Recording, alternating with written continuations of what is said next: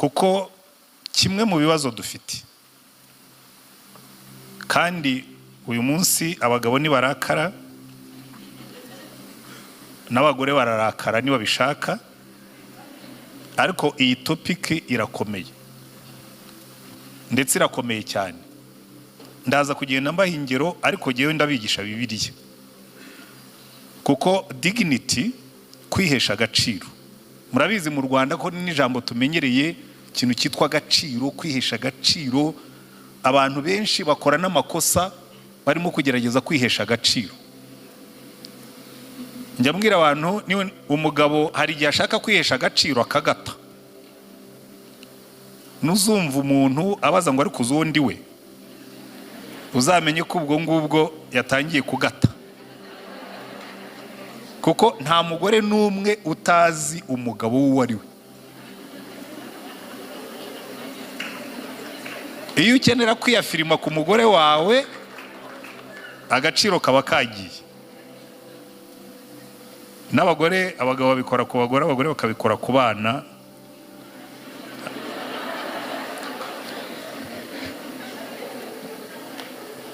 Ariko uyu munsi tugiye kwiga umugore mu ihema, umugabo mu marembo. Muri introduction yanjye nanditseho ngo mu ihema niho icyubahiro cy'umugore kigaragarira. Mu ihema niho icyubahiro cy'umugore kigaragarira. Reka ibingibi kuko ntari buze kubigarukaho, mbanze masobanurira impamvu nabyanditse. Umugabo witwa Wirad Hale yabajije abagabo 25,000 mutubwira abagabo ibintu muha priority byose bibera mu ihema. Muraseka nimwumva icyo bashyize kuri top of the list.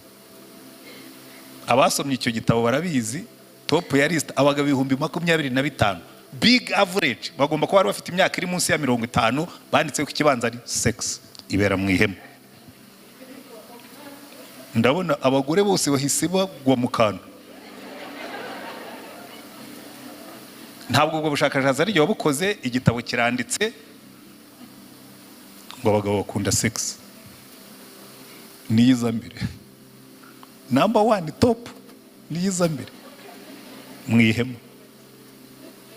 Kandi nasanze n'abagore babizi, kuko nicyo gihano bakunze guhanisha abagabo.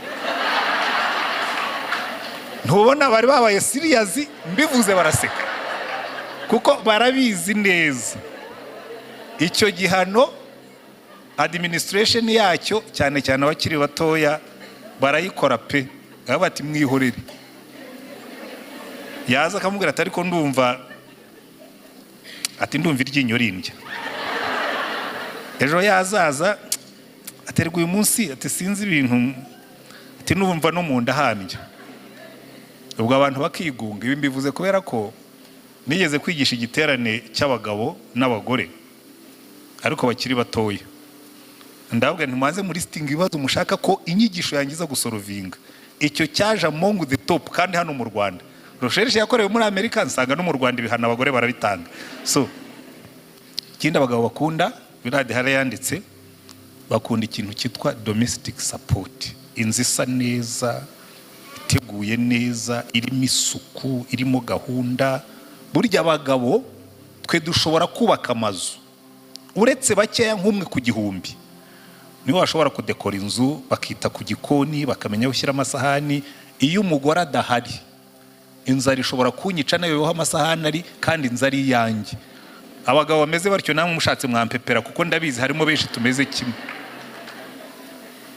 Buriya hari domaine hirya hariya mu mahema hamenywa n'abagore,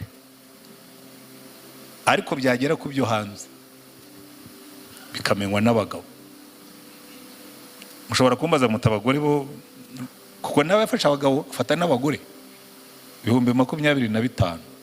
Cya gatatu abagore bakunda nacyo ni mu mahema, ngo bakunda ibiganiro. Ibiganiro, umugabo wicara nyine ngo nagiye ku bagabo, nagiye ku bagore, kandi abagore sindabageraho. Abagabo bakunda companionship, bakunda umugore umuba hafi. Waba urimo kureba umupira nubwo atawumva, akaba ari somewhere around, nkuzanira akantu ko kunywa, ese ikipe yawe yatsinze? Ibyo umva, nubwo utabizi mungisha impaka. Nanone ndabaha ubuhamya bw'umugabo nigeze kubyigisha. Umugabo mwana ambwira ati, iyo umugore wanjye wahana kumva ibi bintu, hari igihe mba nicaye, ati mbona ikipe yanjye igiye gutsinda, ati nkabura encouragement, ati najya kuryama nkasanga yasinzire, nkavuga ngo koma, ushobora gusinzira ute ndi mu bintu biri so serious? Kandi uzi ko hano harimo abagabo mvugiye ibintu. Ibyo rero bibera hahandi hirya mu ihema, sibyo? N'ibindi turaza kubireba, turabigarukaho. Ariko n'abagore nabo yarababajije, mwebwe mukunda iki? Ibyabo nanone biri hariya imbere mu ihema, ariko ibindi bikabera mu marembo. Abagore top number 1 ngo bakunda intimacy. Umugabo mu intimacy ni ikintu cyitwa ikiganiro kirimo amarangamutima, icyo bita umutoma. Ukamubwira atari kushiri, uri hari ukuntu nkukunda. Kandi madamu twahoze tubiganira kare, ambwira akantu yakuye mu giterane, ambwira ngo rero ngo gukunda umugore muza akantu k'abana bita piggy bank, akantu bashyiramo ibikoroto. Ibintu by'abagore ni ukugenda ushyiramo igikoroto kimwe mu gitondo, igikoroto kimwe saa sita, igikoroto kimwe nimugoroba, kugeza igihe banki izuzurira. Sinzi ibintu nta nubwo ari n'iki kiganiro, ntabwo ari ibya hano twavugaga, ni utuntu tundi twari turimo kwivugira tutureba twebwe ibyacu. Arambwira ati ni ushyiramo igikoroto kimwe ukongeramo ikindi, intimacy. Kuko intimacy ntabwo ari ugufata mu bitugu, ntabwo ari ugufata mu mugongo, ntabwo ari ugufata yeye, ni twa tuntu duhoraho. Ariko ikindi gikurikiyeho cyo kibera hanze. Abagore baranditse baravuga ngo bakunda ikintu cyitwa financial security, kumva urugo rwe rutazagira crise y'imibereho. Kandi ibyo ngibyo ntushobora kugarantisa urugo rwawe utagiye gukora. Umugabo w'umunebwe ntashobora guha urugo rwe financial security. Hari n'abagabo bakora cyane ariko bagahisha ibyo bafite ngo abagore batabimenya, nta security uwo mugore agira. Aricara akajya kubwira ati, giye konti y'umugabo wanjye sinzi uko isa, ati n'amafaranga akorera sinzi uko angana. Believe me or not, wakorera menshi wakorera makeya, iyo atabizi nta security aba afite. Uba wibeshya ngo urimo uramuha security, ngo urimo urakorera urugo, urimo kurwica. Ibyo bibera hanze, harimo byinshi uwo mugabo yashatse. Ariko ibyo ngibyo nuko nanditse ngo mu ihema niho icyubahiro cy'umugore kibonekera, mu marembo niho icyubahiro cy'umugabo kiba. Reka mbahagane kantu kamwe ko muri Bibiliya ko tugiye kwiga kuri dignity. Buriya muri Isirayeli ari naho havuyemo iteme, iyo bashakaga gusuzuguza umugabo, murabizi no mu mategeko ya Mose byanditsemo ngo umugabo niyanga kwita, kuko bari bafite amategeko yenda kumera nk'ay'Abanyarwanda. Iyo umuntu yapfaga atabyaye, habagaho umuntu witwaga umucunguzi. Abagabo bicaraga mu marembo y'umurwa, umugore ugomba gucungurwa akaza akipresenta. Iyo wangaga gucungura umuvandimwe wawe, umugore yagukwituraga inkweto, kikaba ari ikimenyetso kivuga ngo uyu mugabo ntiyasohoje responsabilité zari zimutegereje. Igisebo kikabera mu marembo. N'abagabo bose basebaga iyo wabaga wakoze ikintu kidakwiriye, cyangwa niyo umwana wawe yakoraga ikintu, mu marembo niho byakemukiraga. Isoni zose zagukoreraga mu marembo. Rero tugiye kwiga ikintu cyitwa dignity. Ndahera ku murongo wo muri Bibiliya uri mu Migani igice cya 14 umurongo wa 34. Haravuga ngo gukiranuka gushyira ubwoko hejuru, ariko ibyaha bikoze isoni amoko yose. Icyubahiro n'isoni ni ikintu gikomeye cyane, kuko muri ino minsi nimwitegereza ikintu cyitwa isoni, ikintu cyitwa dignity ntabwo kikibaho. Dignity pe ntabwo ikibaho. Hariho n'ibintu ureba ukaba se ubu ngubu koko ibi birakwiriye ko umubyeyi nk'uyu, reka wenda mumbabarire mbivuge gutyo, birakwiriye ko umubyeyi nk'uyu ufite imyaka 60 n'indi nk'iyanjye yambara nk'uko uyu mubyeyi yambaye. Ubwo ubonye umubyeyi wambaye mu buryo ubona budatanga dignity nyinshi, kuko hari imyaka ibera abana, hariho n'ibera abakuru, sibyo? Hari imyambaro ibera abana, hari n'ibereye umubyeyi mukuru. Mumbabarire ubwo ndavuga nk'umusaza, sibyo? Ariko byose bihera kuri iri jambo rivuga ngo gukiranuka, gushyira ubwoko hejuru. Waba uri umugabo, waba uri umugore, waba uri umwana, waba uri umuryango, waba uri igihugu, waba uri itorero, gukiranuka bishyira amoko yose hejuru. Ariko ibyaha bikoze isoni umuntu wese. Amen. Ndagira ngo noneho mbihuze n'amagambo arangiza iki gitabo cy'imigani, kuko niho ndi buhere ngende ntanga n'ingero mpereye kuri iyo.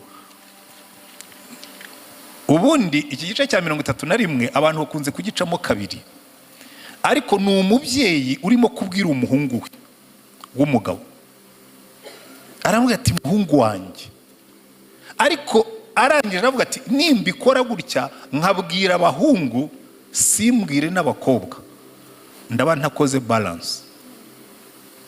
Aravuga ngo amagambo y'umwami Lemuel n'ubuhanuzi nyina yamwigishije, mwana wanjye ndakubwira iki? Ese nkubwira iki mwana wanjye nibyariye ko ari wowe nahigiye?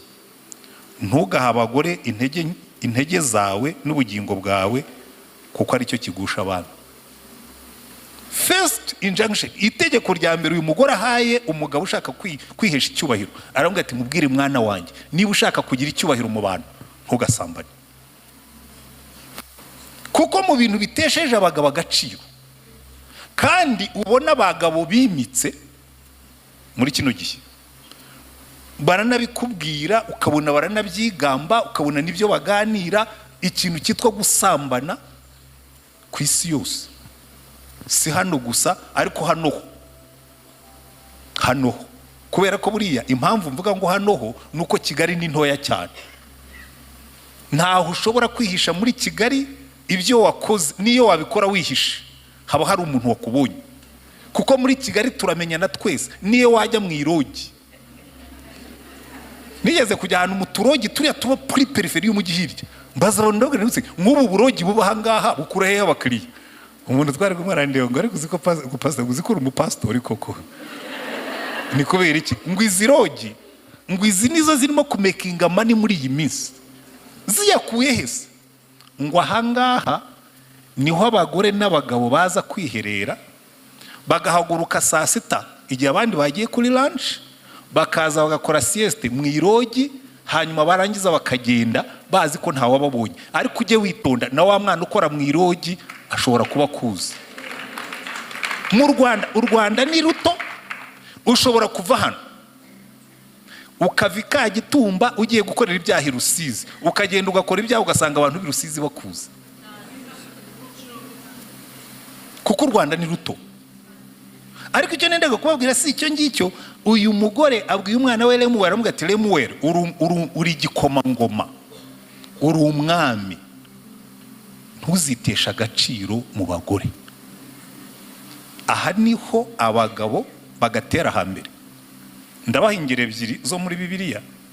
Urugero rwa mbere ni ubw'umugabo witwa Yuda mu gitabo cy'Itangiriro.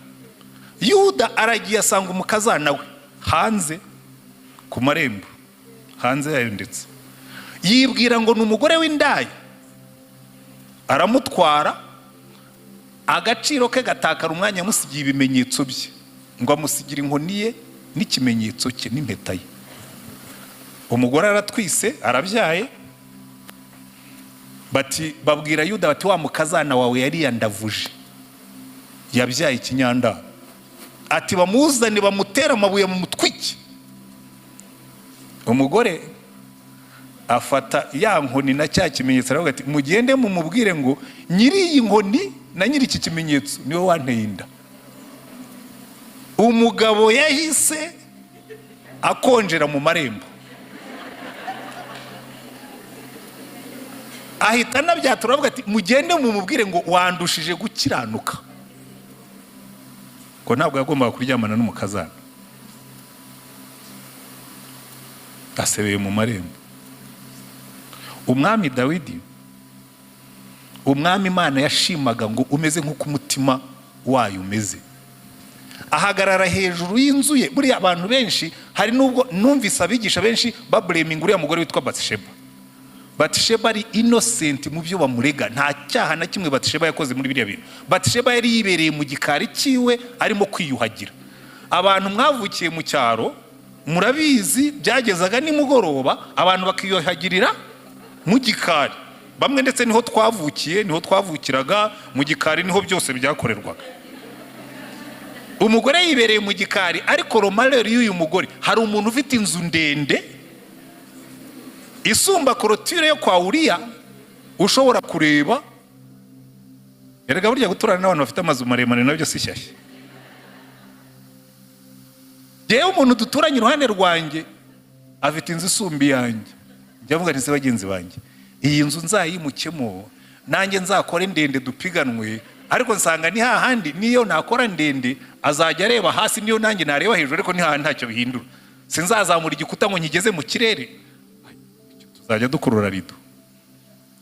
Ariko icyabayeho, Dawidi atumye kuri Batisheba, araje asambanye nawe, amutuma aramubwira ati wanteye inda. Dawidi ati ngomba gukavaringa, ibi ngomba kubitwikira, munyoherereze Uriya azatubwira uko urugamba rumeze. Uriya akibaza rwose, umuntu w'umujenerali, kuko Uriya nimusoma neza mu batware 30 bakomeye ba Dawidi, mu ntwari 30 top za Dawidi hari harimo Uriya. Uriya araje agomba kubaje abandi ati rwose bishoboka bite ko generali ari we wahindutse kuriye, nsize ingabo nyobora nje gutanga amakuru y'urugamba, ibyo bibaho? Aravuga ati ariko rabyitondemo, tusigaye tubona patron na madamu hari akantu kagakungu basigaye bagirana nimugoroba. Uriya aravuga ati ndabigendamo neza, aguma ku irembo ntiyajya kuryama. Dawidi amutumaho ngo aramusindisha, nabyo turaza kubigeraho. Uriya yanga kugwa mu cyaha, aravuga ati ntabwo bishoboka, ntabwo naba ndi umujenerali nasize ingabo nyobora ku rugamba ngo nze njye kuryamana n'umugore n'inywera amayoga, ahubwo urantindiye ndeka nsubire ku rugamba. Ayandika ibaruwa yo kumwicisha. Uzi kubona umugabo apfa azize umugore? Kandi bibaho, byabayeho n'ubu bibaho. Ukaba mu bwoba ngo kuko warongoye umugore mwiza, ukajya uhinda umushitsi, kuko hari barumuna ba Dawidi bagenda mu murwa. Uriya arapfa, ariko Imana kuko idashobora kwihanganira ibyo ngibyo, ituma umuhanuzi aravuga ati genda umbwirire Dawidi ngo uyu munsi wasebye, ngo ibyo wakoze wabikoze wihisha, ariko wowe ibyawe nzabishyira ku karubanda babibone. Erega hari Imana izagushyira ku karubanda, kuko abagabo twebwe dusebera mu marembo. Ari niba bashaka kubimenya muzabimenya. Muri uyu mujyi umugabo umwe yarahagaze, umugabo mukuru nkanjye, mu modoka nziza, abona abana bahagaze ku muhanda, abonamo umukobwa mwiza, rero tubyara abana beza, barakaba beza kandi iteka ryose. Arahagara atangira kumubwira ngo wampa nimero yawe. Umwana aramureba, umuntu ungana na papa cyangwa na sekuru, ati se ukayikoresha iki? Tukajya tuganira. Amuhiya polisi, real story. Amuhiya polisi, aramubwira ngo se ngo iyi nimero ya polisi, aramubwira ngo nutinzaho ndayihamagara. Kubona umugabo wiyubashye, bafatanye umwana w'imyaka 17, imyaka 16 mu marembo. Dignity, agaciro. uyu mugore abwira Lemuel ati Lemuel umwana wanjye niba ushaka kugira dignity mu bantu irinde ubusambanyi, irinde abagore. Simvuga ngo irinde umugore kuko niba ufite umugore umwe arahagije. Muri Maraki Imana iravuga ngo ntabwo byari binaniye kubaremera abagore benshi, niba naremye umwe nuko nari nzi ko ahagije. Hari n'ubwo ndatangira ngo reka urabona ngo umugore wanjye ngo ubona akuze. Rugamba yajyaga aririmba indirimbo yavuga ngo nashatse umugore narutaga none arashaje jye nkibyiruka nzashaka umutoya mu muharike numva iryo raha. Wowe wamushatse umuruta none arashaje wowe urabyiruka se?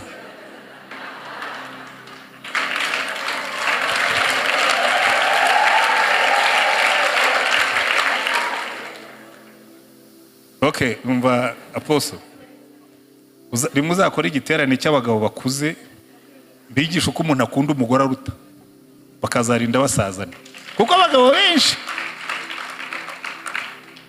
Ariko ibyo ngibyo reka ne kubitindaho. Iki nicyo Bibiliya irimo kutubwira, kimwe mu bintu byambura dignity umuryango. Kambaye urundi rugero rumwe narubwirwaga n'umuntu ejo bundi aho nari ndi muri Canada. Arambwira ati kimwe mu bibazo ngira ati papa wanjye arazwi, ati ngira umunyeshuri, ati ikintu cyambabaje n'uno munsi kitaramvamo, ati rimwe mpagararanye n'abandi bana twiganaga tuvuye ku ishuri muri imwe muri za universite ziba hano muri no mujyi, ati duhagarara ku muhanda mugenzi wanjye numva avugana n'umuntu amubwira ngo ubwo se nguransanga hehe, aje kumupikinga, aje abona ni papa we. Ariko uwo mwana we yabikoze abishaka, aramupikinga arangira amubwira ngo uzambwirire papa we none wabonye proof, ajye yitwara nk'abantu bakuru. Amarembo tuzayaseberamo birenze aho ngaho. Ariko abantu barakomeza. Ariko simbarenganya kuko Bibiliya yatubwiye ngo ibyaha bikoze isoni abantu bose. Uriya ni umunyabyaha, ntuzamurenganye. Ni umunyabyaha. Bibiliya yatubwira ngo umunyabyaha niyo wamushyira mu gihugu cy'abakiranutsi azahakorera ibyo gukiranirwa. Umuntu ashobora kuza hano mwateranye mukagera hariya hanze, nkaza igihe ndimo kwigisha nkaba ndimo gukora recruitment mu gihugu cy'abakiranutsi nkahatekerereza ibyo gukiranirwa. Ariko Imana ikatubwira ngo niba ushaka dignity y'umuryango avoid ibyo by'ibihungira kuri. Icya kabiri reka nihute kuko ndaza kuza no ku bagore. Erega umuryango ugirwa n'abantu babiri niho utangirira. Icya kabiri umurongo wa 4 aravuga ngo ntibikwiriye abami Lemuel we, ntibikwiriye kunywa vino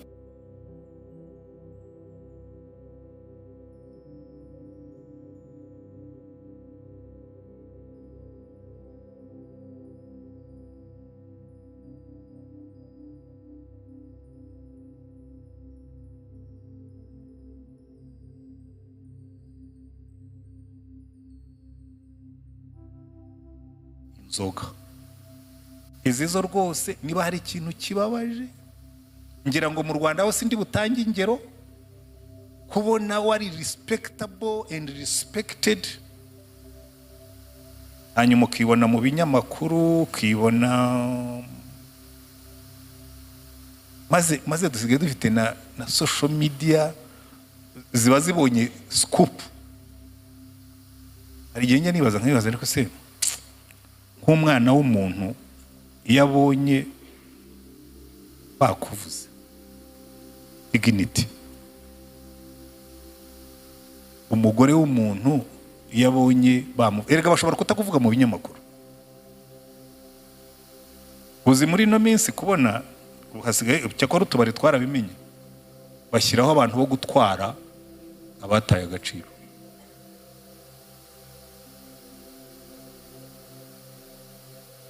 Babona umuntu w'umubosi bakaba bati uyu muntu ntakwiriye kugaragara yataye agaciro, bakagutwara neza, bakakwambura imfunguzo, bakagushyiramo, bakagenda bakakudepoza mu rugo, bagahamagara madamu ati nimuze mutware umuntu wanyu mudushashure twitahire. Ariko ubwo mu gitondo uwo mwana warayagutwaye agenda kuvuga ngo iki ntibikwiriye. Hano Remu yaravuze ngo nako nyina warimo waramubwira ngo Lemuweli uri igikomangoma, uri umuntu wubashywe, uri umuntu w'agaciro, uri umuntu wubashywe. Ibi ntibikwiriye. Ntibikwiriye ko bagusanga wigaragura mu bagore, ntibikwiriye ko bagusanga wanduje amapantaro nk'abana. Dignity, agaciro. Ndaza kugira no kugukiranuka, ndacyahera ku byo Bibiliya yahereyeho. Ariko nurebe iyi nkuru yose agira ibyo abwira abagabo akavuga ati noneho nimurangiza ahubwo wowe iby'inzoga bivemo iby'abagore, ahubwo wowe bumbura akanwa kawe uvugira ikiragi, uburanira abatagira shinge na rugero, bumbura akanwa kawe uca imanza zitabera, ucira abakene n'indushyi urubanza rutunganye. Mu yandi magambo, niba wagize dignity, niba wabaye umunyamugisha, reka abantu bamenye ko uri umunyamugisha. Iyo nyambwira abantu, iyo mbigisha, hari ikintu Imana yanyigishije nkiri umukene. Uriya mudamu yahoze avuga rwose twaravomye. Na biriya byose bavugaga n'inzu z'ibyatsi, twebwe twari dufite mobile houses hariya mu Mutara. Inzu twayikubitagaho ibyatsi tugafunga, ubwatsi bwashira tukabikuraho, tukazinga ibiti, tukabyimukana, tukongera tugashinga, tukibera muri mobile house. Ndiyo gari igihe umuntu w'inshuti yagiye arambwira ati tuzajyane kugusura iwanyu mu Mutara, ndavuga nti bagenzi banyu ko tukiri nigaga muri university, tukibera muri mobile house. Ndamutwara turagenda nyine twiryamira muri iyo nzu y'ibyatsi, nubwo twari dufite inka, ariko hari igihe bisubizaho amaso ugatekereza. Ariko icyo nendaga kubabwira si icyo ngicyo, ko nanjye narize ndarangiza, noneho maze gukizwa Imana inyigisha ikintu, irambwira ngo nubona wabonye amafaranga ntazagutwara umutima, ahubwo nubona amafaranga ukabona icyubahiro ujye ubikoresha kugira ngo making a difference mu buzima bw'abantu. Amafaranga yawe uzayubahisha Imana, nurangiza uyafashisha abantu. Kandi iyo ubigize gutyo ubuzima bwawe bugira umusaruro mwinshi. Kuko reka mbabwire ikintu, ibi ngibi uyu mugore yabwiraga Lemuweli nibyo bigira abantu bibaha dignity. Ntabwo dignity ari ugutura mu nzu nini. Nta muntu uzamenya ko wari ufite inzu nini uretse uwayicumbikiyemo. Niyo banyura imbere y'inzu yawe bakavuga ngo hani kwa kanaka, bazagutangarira ariko ntibazagukunda. Uzagukunda n'uwo wagiriye neza. Buriya rero dignity, ikintu abantu batazi, dignity ntabwo ari ibintu byo kuba ufite ibintu byinshi. Oya, dignity iva mu kubaha Imana no gukunda abantu. Ibyo Imana yabisobanuriye kera. Iteka ryose iyo nguze Bibiliya mbyandika ku ipaje ya mbere, intego y'ubuzima bwanjye guhesha Imana icyubahiro no kubera abandi umugisha. Kandi gutyo umpa amafaranga nyabare mvuge ngo icyacumi cy'Uwiteka kiragenda cyuzuye, ariko ngomba gushaka n'undi muntu uzi bumenye ko nahawe umugisha.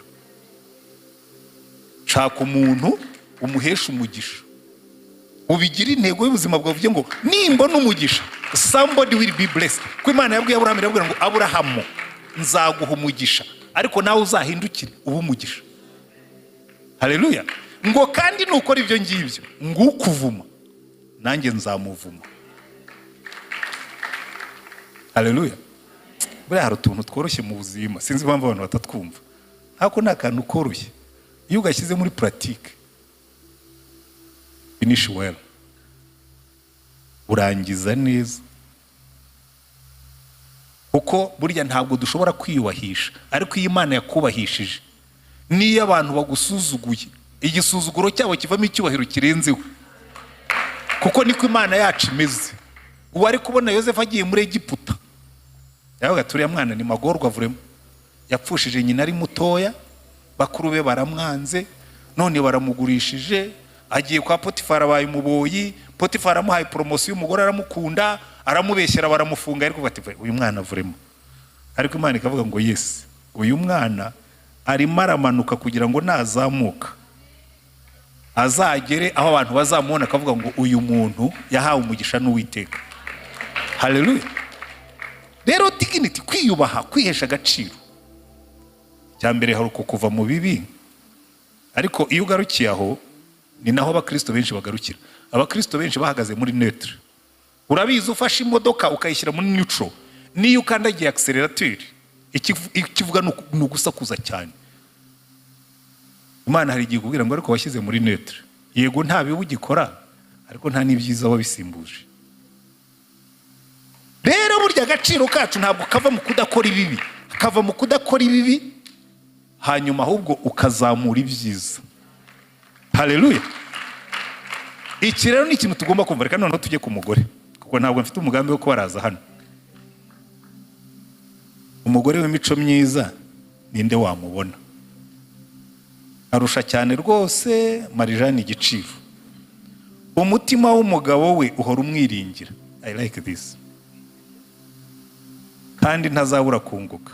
Donc kuba umugore hahandi niyo nagenda. Njye njye mbibwira abantu nkawe njyewe.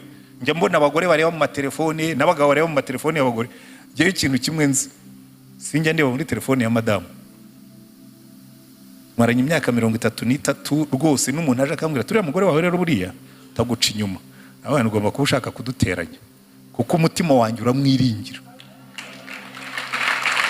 Ariko ibi bijya beyond kuba umugore umugabo yiringira. Urumva iyo umutima wawe wiringira umugore wawe nta nubwo umuhisha konte.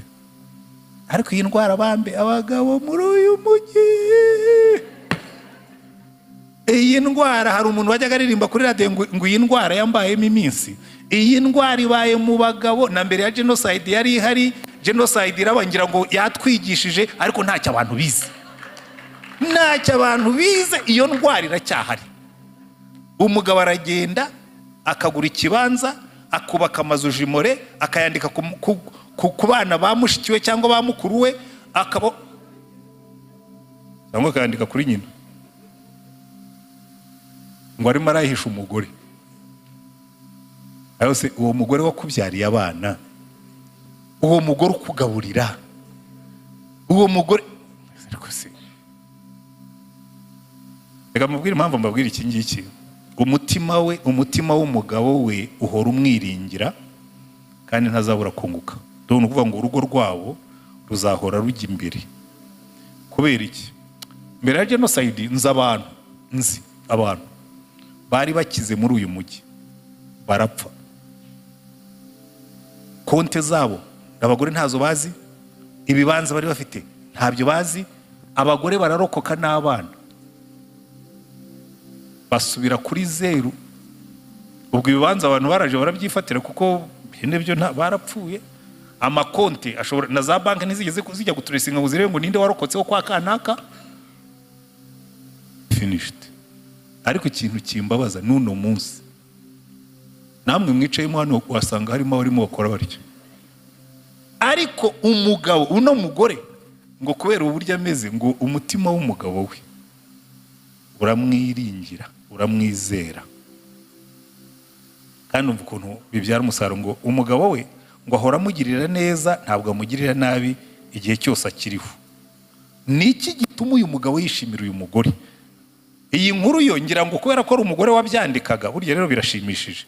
Nkunda kujya mu biterane by'abubatsi ngo iyo abagore bigishije mu biterane by'abubatsi ngo bibasira abagore, akavuga ko ibituma ingo zimeze nabi ari abagore batakigenda uko bagombaga kugenda. Nkifata gutya nkabona ariko Bibiliya musoma niyo nsoma. Imana iravuga ngo urugo nirugenda nabi ujye ubaza umugabo. Check your Bible. Urugo nirugenda nabi ask the husband, kuko Bibiliya tubwira ngo bagabo mukunda abagore banyu nkuko Kristo yakunze itorero akaryitangira ngo aryishyire ridafite ikizinga, ridafite umunkanyari cyangwa n'ikindi gisa gityo. meaning ngo urukundo rw'umugabo ruzamura umugore rukamukuraho iminkanyari, rukamukuraho ibizinga, rukamutunganya, ukamwikururira. Naho twebwe barabicuritse baravuga ngo abagore ngo nibikuraho iminkanyari, ngo bakikuraho n'ibizinga, ngo abagabo bazabakunda. Ibyo ni ubuhehesi.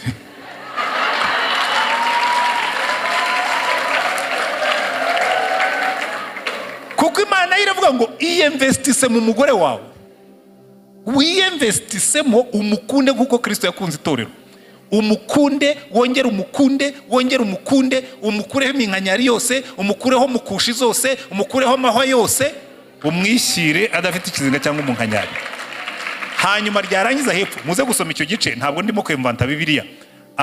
Kandi aho ngaho mu Befeso niho bantu bakunze kwigisha umurongo wa nyuma.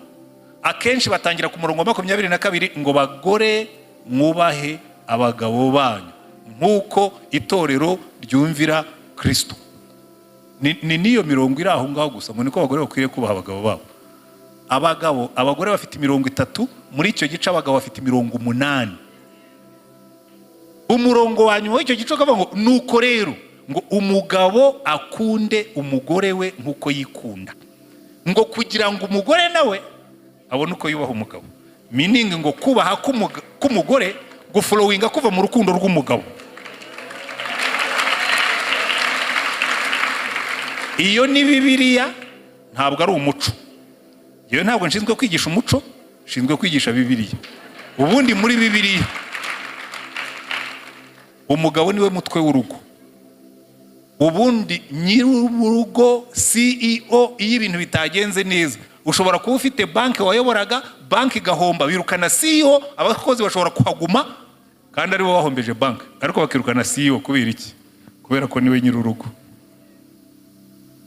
Aha rero ariko simo kwigishaho, ndimo ndavuga kuri uyu mugore umugabo yizera akamugirira neza. Igituma mukunda, uyu mugore afite ibintu bitatu ntashaka gusoma byose, kuko uyu mugore nawe yariratuye ashyiramo byinshi cyane. Icyambere ngo ashaka ubwoya bw'intama n'imigwegwe, anezezwa no gukoresha amaboko ye, ameze nk'inkuge y'abagenza, azana ibyo kurya byabikura kure, abyuka kare butaracya, akagaburira abo mu rugo, agategeka abaja imirimo ibakwiriye, yitegereza umurima akawugura, awutezamo urutoki mu by'inyungu ivuye mu maboko ye, akenyerana imbaraga, agakomeza amaboko ye, abona yuko ibyo akora bimufitiye akamaro. Mbese urabona uyu mugore dynamique. Umugore dynamique. Harabona abagabo bakunda bene b'abagore ngo bari aho bari laid back, bicara mu rugo batagira icyo bakora, ngo batungwa n'abagabo. Bagenzi warakoze Mana kutama bene uwo mugore. Hariho type ndaza kuyigarukaho. Hari types enye z'abagore. Batatu nibo ntindaho, uwo wundi we nari kumwihanganira ko nari kumutera umwete bigakunda. Kuko wenda kubura umunyantege nke cyangwa uri umunebwe, by'umuntu ashobora kubyihanganira akajya gutera umwete, ugakora uko ushoboye. Ariko urumva rero nka Donavine rwose wigenderaga n'agataro ke akagenda ni nk'uyu mugore wo muri kenyerana imbaraga agakomeza amaboko. Hanyuma agira n'ingeso nziza, aramburira abakene ibiganza, umurongo wa 20, kandi indushyi akazitiza amaboko. Ntatinyisha abo mu rugo igihe cy'imbeho, kuko abo mu rugo bose bambaye ibikomeye by'imihemba. Yikorera ibirago, yibohera ibirago by'ibisuna, imyambaro ye ni imyenda y'ibitare byiza n'imihengeri. Umugabo we aha niho nashakaga kugera. When you have that kind of wife, hari umugore uguhesha agaciro wajya ugenda kavuga ngo kabisa ngo umugabo we amenyekana mu marembo y'umudugudu yicaranye n'abakuru b'igihugu. Donc kwicara mu bandi bagabo batari ku uyu mugabo kabisa. Uzi ko abagabo iyo bicaye hari n'igihe batangira kukubwira ubwiza bw'umugore wawe, nkavuga ni yes, bakunze giye kumbaza ngo bari kuko ushaje umugore wawe akaba ari muto. Ni kubera ko nyine namwiyinvestishijemo. Ariko rata siyo mpamvu nashatse umugore narutaga. None ndashaje wakibyiruka. Ariko babimbaje ndavuga nti buriya nariteganirije. Mu myaka yanjye ntacyo nakwitwaza. Ngiye gukora bya bindi abandi bakora, Imana yambaza ngo se ko abandi bakubwira ko umugore wawe ari mutoya wahumye amaso ku buryo utabona ko akiri muto, uretse ko n'ubundi bwose niyo yaba ashaje n'uwanjye. Ariko ngo umugabo we amenyekana mu marembo y'umudugudu yicaranye n'abagabo n'abakuru b'igihugu. Uyu mugore afite ibintu bigera kuri 3 bimuranga. Umugore w'umwiringirwa. Ubu ikintu gikomeye kuri uyu mugore w'umwiringirwa w'umunyangeso nziza w'umunyamirimo, nibyo bintu 3 nshaka kuvugaho. Hanyuma mbere yuko ngana kugusoza, nimwitegereza Salomo yandika ku bagore, yavuze ku mugore utiringirwa, kuko nabo barahari pe. Muri uyu mujyi hari abagabo bashavuye bafite abagore gica.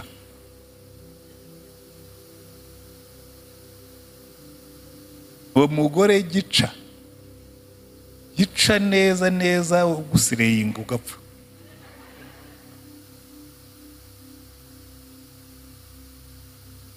Imigani 12 umurongo wa 4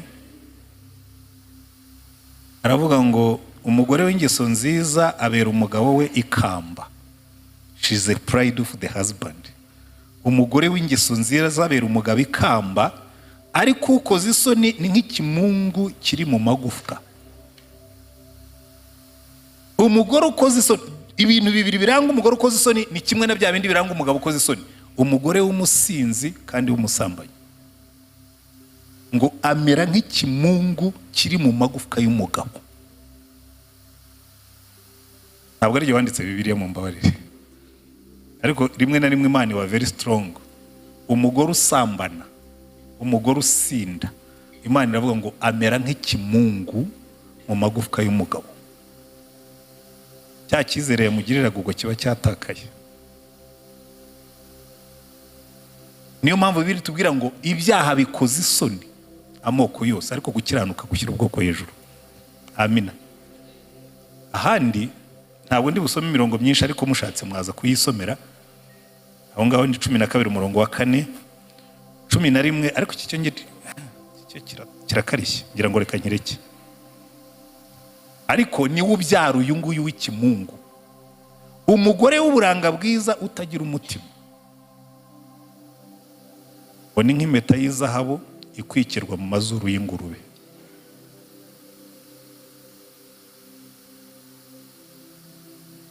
Can you imagine? Afite uburanga bwiza ariko she is so dirty.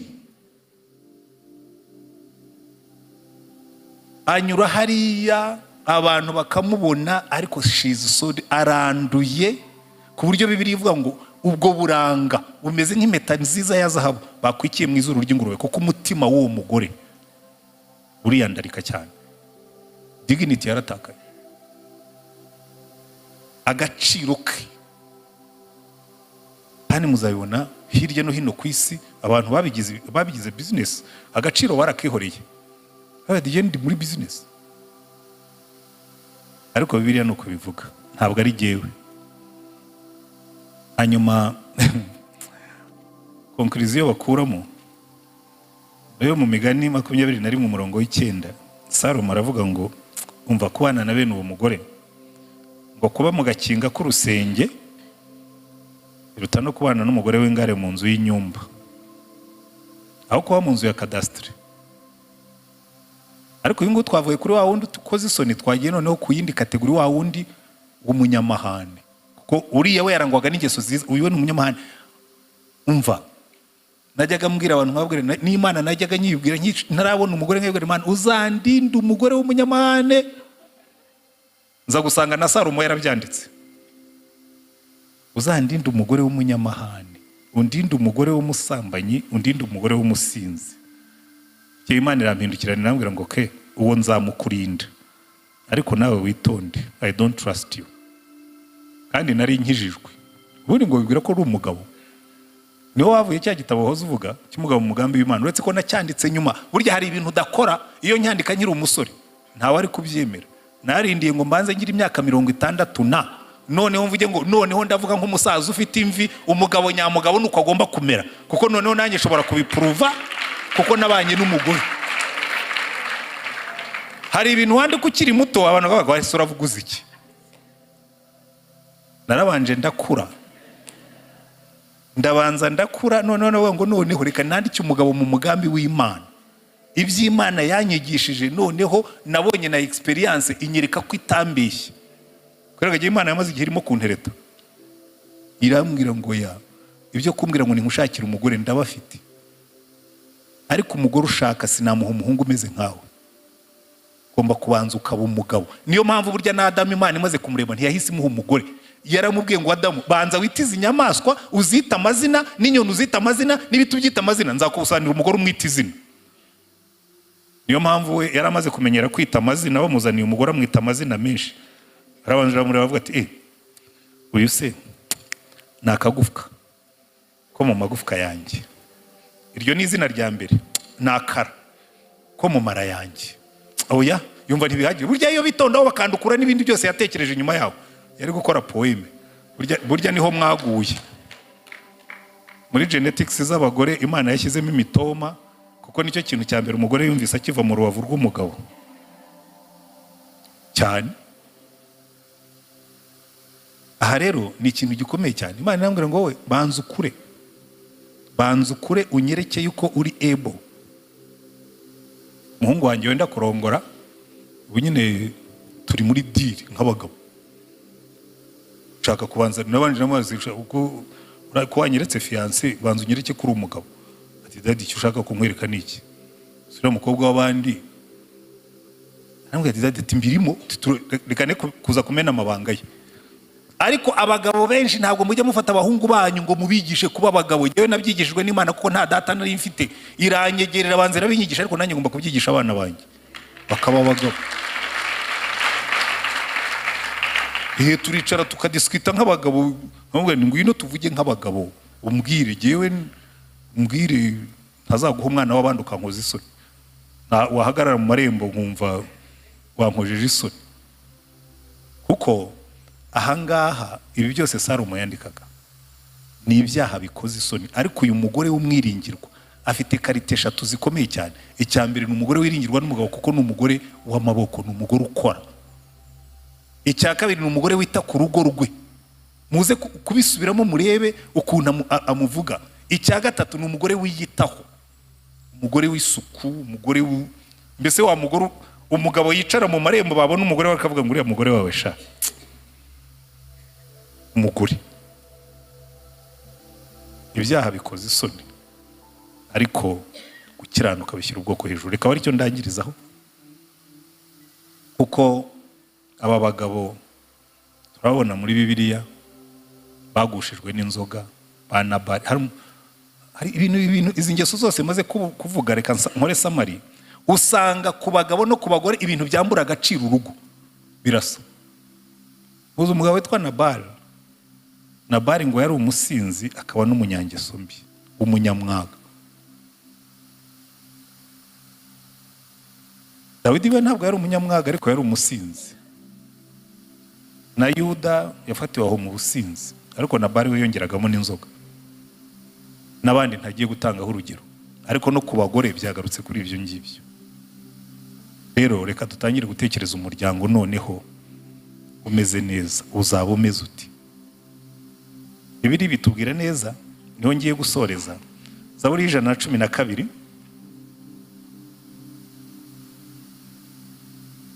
iravuga ngo hahirwa uwubaha Uwiteka akishimira cyane amategeko ye. Urubyaro rw'uwo ruzagira amaboko mu isi, umuryango w'abatunganye uzahabwa umugisha. Ubutunzi n'ubukire biri mu rugo rwe, ukiranuka kwe guhoraho iteka ryose. Abatunganye umucyo bavira mu mwijima, uvira ugira imbabazi n'ibambe agakiranuka. Hahirwa ugira imbabazi akaguriza abandi, agakora imirimo ye uburyo butunganye, kuko atazanyeganyezwa iteka. Umukiranutsi azibukwa iteka ryose. Haleluya. Iri ni ryo banga ry'ubuzima bunejeje. Baratubwira ngo umukiranutsi, uwubaha Uwiteka akagendera mu mategeko ye. Reka mbabwire ikibazo dufite muri iyi minsi, kuko mu isezerano rishya gukiranuka tubihabwa no kwizera Kristo nk'umucunguzi, ariko abenshi naho bagarukira. Ariko ngiye nongeraho n'umwana. umukiranutsi, gukiranuka byuzuye bihura n'ibi ngibi. Bibiliya yatubwira ngo umukiranutsi ntabwo tuzagaragara imbere y'Imana dufite gukiranuka kuva mu mirimo yacu, tuzagaragara dufite gukiranuka kuva mu kwizera Kristo wadupfiriye akatuzukira. Ariko uko gukiranuka gufite implication, gufite imbuto zigomba kuvamo. Kuko baratubwira ngo iyo wizeye Kristo nk'umucunguzi uva mu byaha. Ijambo ry'Imana riratubwira muri Timoteyo ngo urufatiro rw'Imana ruracyahagaze, ngo kandi handitseho ngo Uwiteka azabe, ngo none uvuga izina ry'Uwiteka nave mu bidatunganye. Haleluya. Biravuga ngo ndabanza nizeze umutima natuza akanwa mvuge izina ry'Uwiteka, ariko nindangiza mve mu bidatunganye. Ikintu gikomeye abantu benshi bafite muri iyi minsi, haje evangile dora, tumwa bwiza bw'ubuntu. Jewe ubuntu ndabwigisha pe, ndanabukunda. Mu kintu kinezeza nukumenya ko Imana inkunda ukundi, ariko urukundo rw'Imana ruba rugamije kumpindura, ntabwo ruba rugamije kungumishaho narindi. Haleluya. Niyo mpamvu na comparaison bakora y'umugabo n'umugore, baravuga ngo umugabo agomba gukunda umugore ariko bifite objectif yo kumuhindura. Ugakunda umugore wawe ariko ukamufasha guhinduka. Nahoze mbwira abantu ejo bundi twaganiraga ngo haranyandikiye mbona kuri WhatsApp ngo umunsi mukuru w'abagabo, Journée Internationale de l'Homme. Ntabwo nese umunsi nk'uwo ngo nawo ubaho. Ati rwose umunsi w'abagabo, ntabwo se ubundi narize ko iminsi yose ari abagabo, ahubwo habagaho abagore. None sinzi abantu twahereye kuri ibyo dutangira kuganira. Ndavuga impamvu abagore bagira ikibazo nuko abagabo batabaye icyo bagombaga kuba cyo. Ni nacyo apotre yavugaga.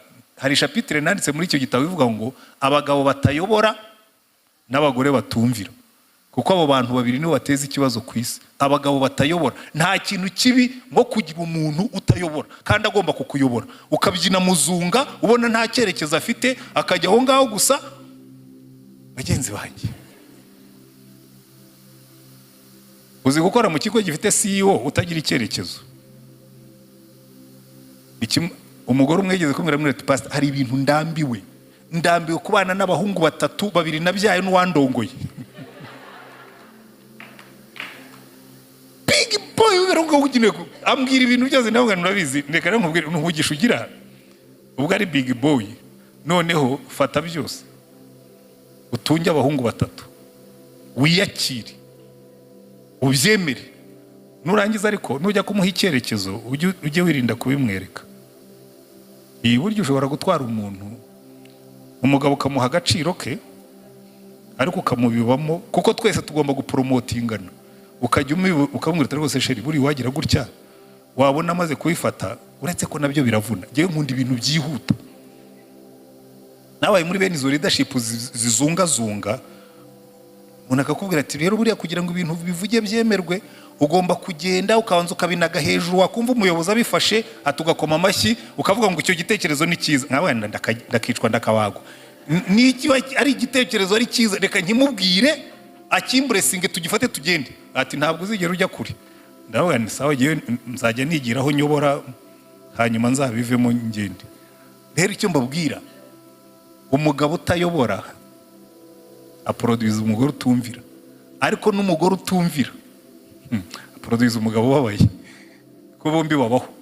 Ari abagore baba baravutse ari rebellious by nature. Kabari rebellious niyo waba uri umugabo mwiza akaguhanda tu. Uriya pastor tubona ibintu byinshi.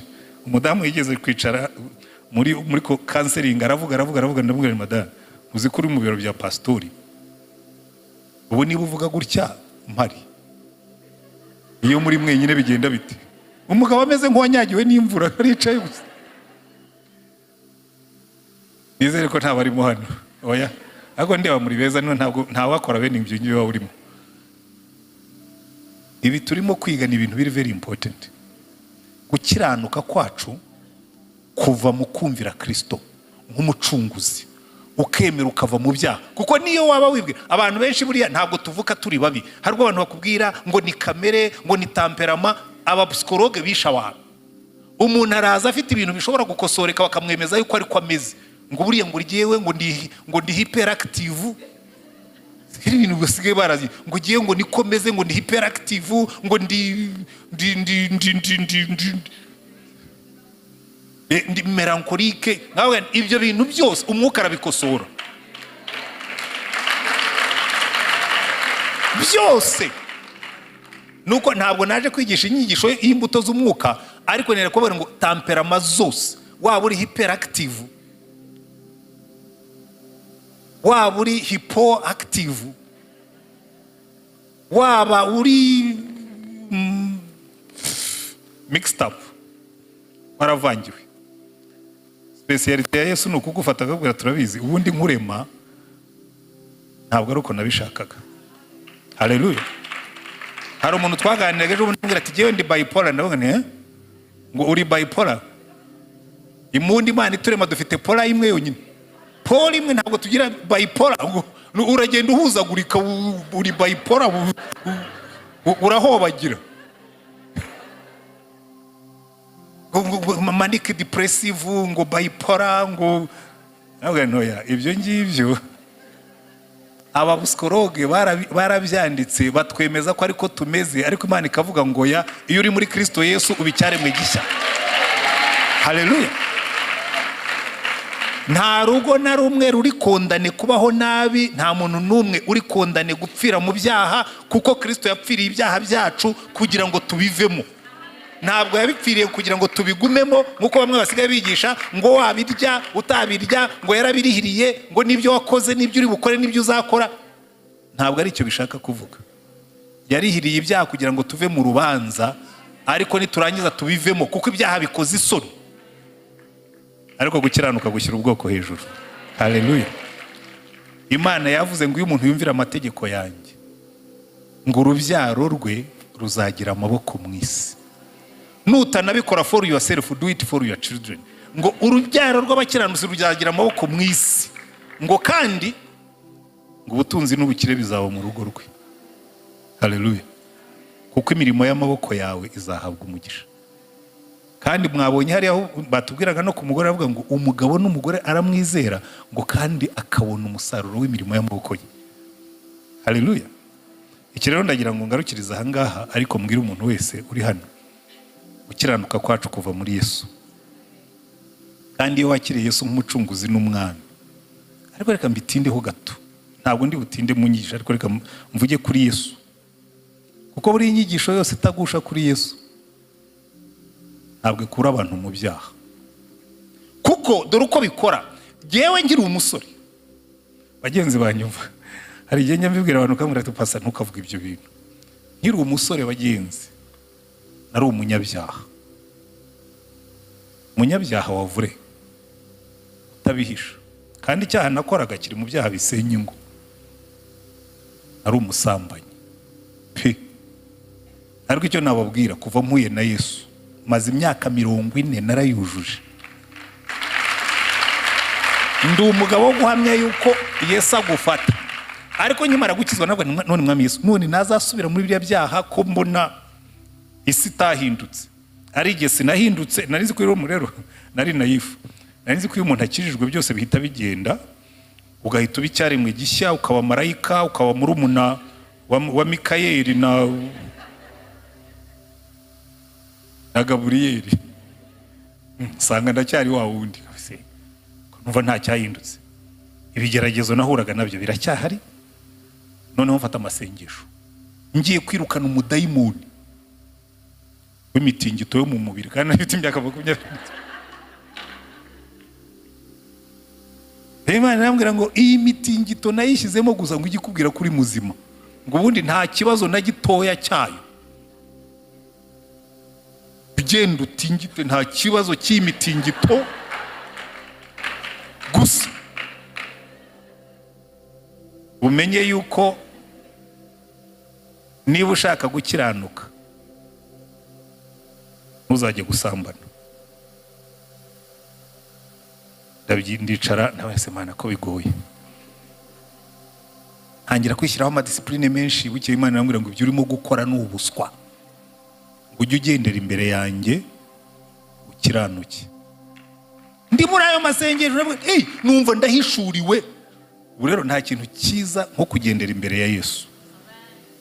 Kugendera imbere ya Yesu n'umuntu yaza akashobora kuza rwose agakora amakoro basa akagira gutukareka uyu muntu ntabwo azundi inyuma. Bose arandeba aho najya hose. Ngenda nkicara mvuga ngo ari ikintu kimwe nzi. It's not even about me. Hari abantu bibwira ngo henda ngo aratubwira ko tugomba kugira imbaraga. Ushwida uzi ikintu burya icyo bita grace. Grace aho ibera nziza. Yesu arakubwira ati reka nkwigishe ibanga ryanjye. Ugendera imbere yanjye. By grace. Ubundi tugira aba escort b'abantu iyo ukomeye, ariko umwami dufite ntasanzwe. Abanyarwanda bacaga umugani ngo umukuru w'abatwa ngo niwe batwaza impamba. Kwebwe rero dufite umwami nta nubwo adutwaza impamba gusa, adutwaza n'ibikapu. Niwe unamena poberi zacu, intimba zacu, n'imibabaro yacu, n'ibituvuna byose. Yaravuze ati mubimpereze gusa ndabibatwaza. Mwami nk'uwo wamukurahe. Iyo rero watangiye kugendana nawe no mu rugo aragushepinga. Niyo mpamvu batubwira ngo bagabo mukunda abagore banyu nk'uko Kristo yakunze itorero. Ukayicara ukamubwira ngo Yesu uyu mugore mukunde ngezehe. Ahora ati komeza umukunde tu nk'uko itorero ndikunda kuzageza nditwara. Komeza umukunde ari mutoya, umukunde abyibushye, umukunde ananutse. Nibone byo mpamvu nababwiraga birya. Hari ibintu umuntu aba yarasobanukiwe. Yesu akabwira ngo uyu mugore wawe umurongo yari umukobwa ari inkumi ejo azabangana gutya uzamukundi. Wagenze mu kamodoka gatoya hanyuma gakuru kagira nini urayinezerwa. N'umudamu kamukunda nkuko Yesu yakunze itorero. Buriya nicyo cyitegererezo dufite cyo gukiranuka no kubaka ingo nziza. Dignity yacu iva mu kuba dufite Yesu. Kuko akurinda kwiyandarika, akakurinda kwandavura, akakurinda aho utagomba kujya, akakurinda byose bishobora kugutesha agaciro. Kuko umwami aratureba. Reka mbabwira abajyaga mwihambira. Ni mu developing iki kintu cyo kuvuga ngo hari ikintu kimwe nzi. Ubu Yesu wanjye ni muzima. Nkunze kubwira abakristo ariko Yesu wanyu ni wo kuwa kangahe. Hari Yesu wo kuwa gatanu wari umanitse ku musaraba yapfuye. Hari na Yesu wo kuwa mbere wazutse muzima. Je niwe ngendana nawe. Aho njya hose mbabizi ngo umwami wanjye ni muzima and he is watching me. Nacunza amafaranga atarayanjye nkavuga no sinshobora kudevia signature kuko nzi ngo umwami arandeba.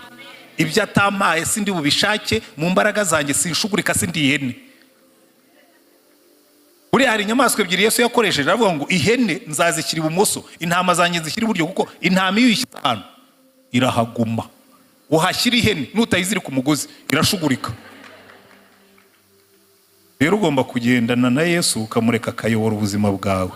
Niba wicayemo hano utari waha Yesu ubuzima bwawe ngo abutegeke kandi ugendera imbere y'umenye ngo nta hantu namwe ushobora kwihisha. There is no hiding place from the eyes of the resurrected. Aho wajya hose, niyo wajya inyuma y'inyanja. David yaravuze ngo niyo najya inyuma y'inyanja ngo ukuboko kwawe kwankurikirirayo, ngo niyo najya aho batanzi ngo uza aho umbereye.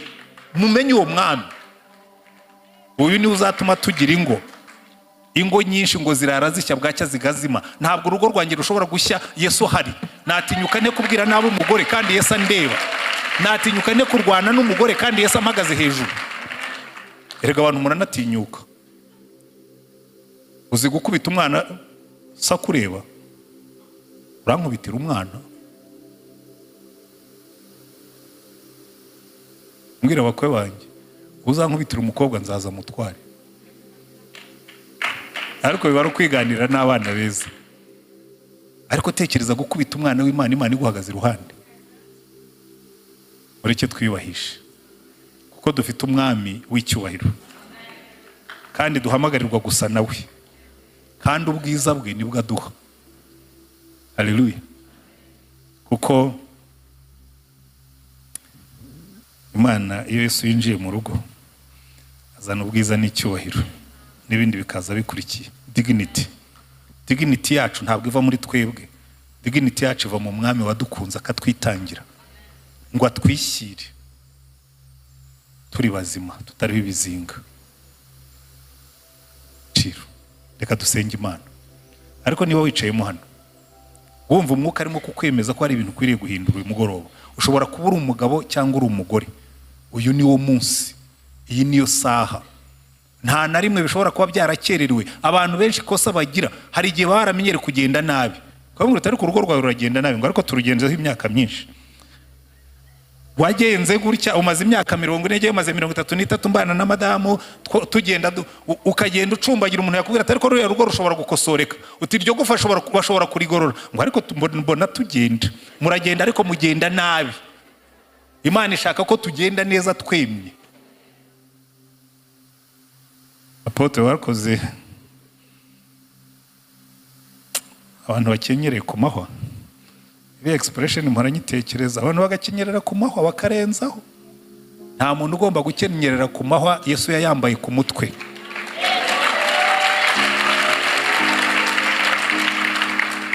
Kugira ngo turuhuke. Ariko bambe nta nubwo bitangaje, none se ko mutazanye mwembi, hari igihe tubwira umwe